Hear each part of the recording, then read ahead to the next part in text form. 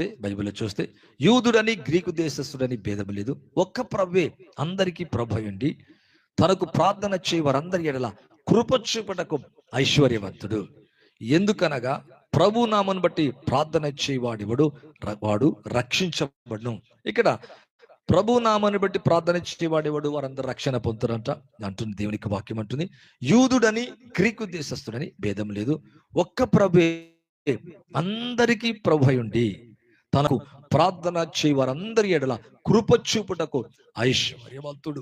దేవునికి వాక్యం అంటే దేవుడు కృప చూపుటకు ఐశ్వర్యవంతుడు. నీ పాపాలు ఆ కృప ద్వారా క్షమించి వేస్తాడు, నీ బలహీనతలు స్వస్థపరుస్తాడు, నీ జీవితంలో నెమ్మది కలగ చేస్తాడు. కంటాడు ఒక్క ప్రభువే అందరికీ ప్రభు అండి, ప్రార్థన చేయ వారందరి ఎడల కృప చూపుటకు ఐశ్వర్యవంతుడని దేవునిక వాక్యం అంటుంది. ఈరోజు మనం ప్రార్థిస్తుండగా ఎప్పుడు తెలుసా,